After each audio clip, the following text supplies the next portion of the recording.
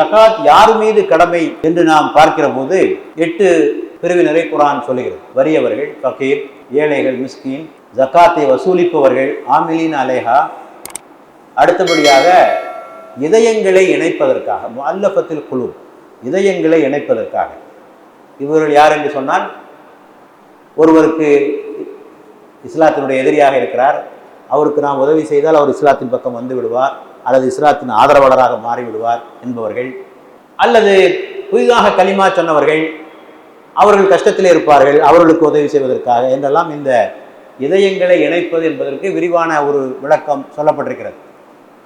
அடுத்தபடியாக அடிமைகளை விடுதலை செய்தல், கடனிலே மூழ்கி இருப்பவர்கள், வழிப்போக்கர்கள், ஃபீ சபீலில்லாஹ், அல்லாஹ்வினுடைய பாதையில் செலவழிப்பது என்று ஒரு 8 பிரிவு. இந்த 2 பெரிய தலைப்புகள் கீழ் பார்த்தால் 2 பிரிவாக வருகிறது. ஒன்று சமுதாயத்தில் நலிவுற்ற பிரிவினர், ஒரு பிரிவு நலிவுற்ற பிரிவினர், வறியவர்கள், ஏழைகள், அனாதைகள், விடுதலை, இதெல்லாம். இன்னொரு பிரிவு அல்லாஹ்வுடைய பாதையில் செலவழிப்பு, அல்லாஹ்வுடைய பாதையில் செலவழிப்பு. 2 பிரிவினராக இது வருவதை நாம் பார்க்கிறோம். ஆகவே சமுதாயத்திலே நலிவுற்ற பிரிவினரை மேலே தூக்கி விடுவது நம்முடைய கடமை. வறுமை கொடியது.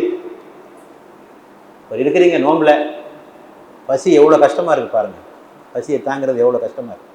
30 நாளைக்கு இந்த பாடுபடுறோம் இல்லையா?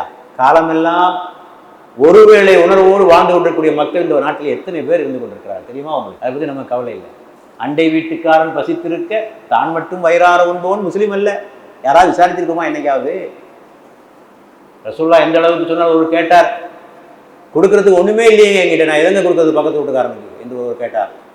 உன்னுடைய குழம்பில் தண்ணீரை அதிகமாக ஊற்றி அதையாவது கொடுத்து விடு என்று சொன்னார். அதையாவது கொடுத்து, அவங்க எவ்வளவு முடியுமோ அவ்வளவு கொடு. ஆகவே இந்த நலிவுற்ற மக்களை பற்றி நாம் கவலைப்பட வேண்டும்.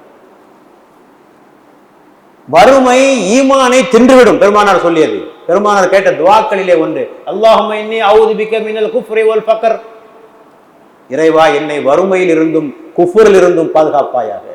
ஆகவே அவர்களை பற்றி கவலைப்பட வேண்டியது, சிந்திக்க வேண்டியது நம்முடைய கடமையாக இருக்கிறது. இந்த ஏழைகள், அனாதை, மிஸ்கீன்கள் என்று சொல்லுகிற போது பல வகையான பட்டியலில் இருக்கிறார்கள். அவர்கள் அனாதைகளாக இருக்கலாம், அவர்கள் விதவைகளாக இருக்கலாம், தலாக்கு சொல்லப்பட்ட பெண்களாக அவர்கள் வாழ்ந்து கொண்டிருக்கலாம், முதியவர்களாக இருக்கலாம், நோயாளிகளாக இருக்கலாம், குறைந்த வருமானம் உடையவர்களாக இருக்கலாம், தங்களுடைய தேவைகளை முழுமையாக நிறைவேற்றிக் கொள்ள முடியாத அளவுக்கு குறைந்த வருமானங்களாக இருக்கலாம், வேலை இல்லாதவர்களாக இருக்கலாம், சிறை கைதிகளாக இருக்கலாம், எல்லாம் அந்த பட்டியலில் வராங்க. அதோடு இன்றைய காலகட்டத்தில் மாணவர்கள், படிக்க முடியாத மாணவர், ஏனென்றால் வறுமையை ஒழிப்பதிலே கல்விக்கு மிகப்பெரிய இடம் உண்டு.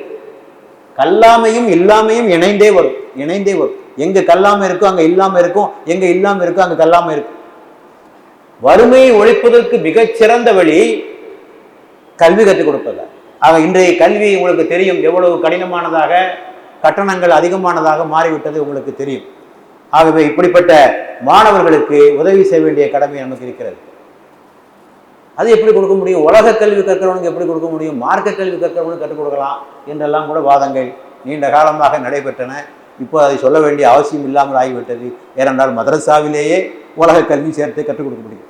நீண்ட காலமாக அதை எதிர்த்து வந்தார்கள். உலக கல்வியாக கொடுக்கவே கூடாது, அது கல்வியே அல்ல, மார்க்க கல்வி ஒன்றுதான் கல்வி என்று சொன்னார்கள். ஆனால் இப்போது நிலைமை மாறிவிட்டது. எங்கே உலக கல்வியும் மார்க்க கல்வியும் கற்றுக் கொடுக்கப்படுகிறதோ அந்த மதரசாவுக்கு தான் மாணவர்கள் போகிறார்கள் இப்போ.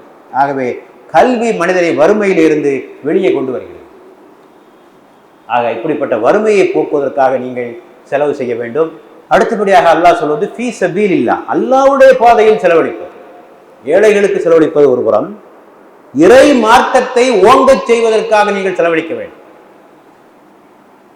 இந்த அல்லாஹ்வுடைய மார்க்கம் உலகமெல்லாம் பரவ வேண்டும். எல்லா மார்க்கங்களை விட இந்த மார்க்கம் மேலோங்க வேண்டும் என்று அல்லாஹ் சொல்கிறார். ஆக இந்த தீனை ஓங்க செய்வதற்காக, இந்த தீனை மக்களிடத்திலே கொண்டு சேர்ப்பதற்காக நீங்கள் செலவு செய்ய வேண்டும். அதுவும் இந்த ஜகாத்திலே முக்கியமான பகுதி. ஃபீ சபீலில்லாஹ் என்று சொல்லுகிற போது நமக்கு ஞாபகம் வருகிறது, ஃபீ சபீலின்னா அல்லாஹ்வுடைய பாதையிலே போர் புரிவதற்காக செலவழிக்கப்படுகிற தொகையைத்தான் இது குறிக்கும் என்று கூட சிலர் சொல்லிக் கொண்டிருக்கிறார்கள். அதுவும் அடங்கும், அதுவும் அதில் உள்ளே அடங்கும். இப்போ இந்தியாவில் போருக்கான வேலை என்ன இருக்கு? நமக்கு என்ன இருக்கு? ஒன்றும் இல்லை.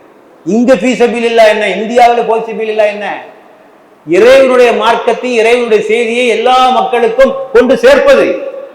இந்த நாட்டிலே வாழ்கின்ற எல்லா சமயத்தவருக்கும், எல்லா இனத்தவருக்கும், எல்லா மொழிகளுக்கும் இறைவனுடைய இந்த தூது செய்தியை உலக மக்களிடத்திலே கொண்டு சேர்ப்பது, அதுதான் நம்முடைய மிகப்பெரிய கடமை. அந்த கடமையை நீங்கள் மறந்தால் நீங்கள் அநியாயக்காரர். அல்லாஹ் சொல்கிறான், ஒமன் அலமோ மிம்மன் கதம ஷஹாதத்தன் இந்தஹு மினல்லாஹ். அல்லாஹ்விடமிருந்து வந்திருக்கின்ற சான்றுகளை மறைப்பவனை விட அக்கிரமக்காரன் யார்? மார்க்கத்தை மறைப்பது அக்கிரமம். இன்னொரு வசனத்தை அல்லாஹ் சொல்கிறார். அல்லாஹ் தன்னுடைய வசனங்களை எல்லாம் தெளிவாக சொல்லிய பிறகு யார் மறைக்கிறார்களோ உலாயிக இல்லன்ஹுமுல்லாஹ், அவர்கள் மீது அல்லாஹ்வுடைய சாபம் உண்டாகும். நாட்டிலே வாழ்கிற 80% மக்களுக்கு அல்லாஹ்னா யாருன்னு தெரியாது, தீன்னா என்னன்னு தெரியாது, ரசூலுல்லாஹ்னா என்னன்னு தெரியாது, மறுமைன்னா என்னன்னு தெரியாது, குர்ஆன்னா என்னன்னு தெரியாது. யாருங்க சொல்லிக் கொடுக்கிறது? யார் சொல்லிக் கொடுப்பார்கள்? மலக்குகள் வருவார்களா? அல்லது புதிய நபி வரப்போகிறாரா? இல்லையே, நாம் தான் சொல்ல வேண்டும். நாம் தான் மார்க்கத்துக்கு சொந்தக்காரர்கள்.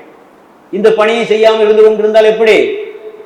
மறுமையிலே இந்த மக்கள் அல்லாஹ்விடத்திலே முறையிடுவார்கள், இந்த முஸ்லிம்கள் யாரும் எங்களுக்கு மார்க்கத்தை சொல்லித் தரவில்லை, நாங்கள் நிராகரிப்பாக இருக்கிறோம் என்று சொன்னால் அதற்கு இந்த முஸ்லிம்கள் தான் காரணம் என்றால் சொன்னார்களா? எங்களை அழைத்தார்களா? மார்க்க கூட்டங்களுக்கு கூப்பிட்டார்களா?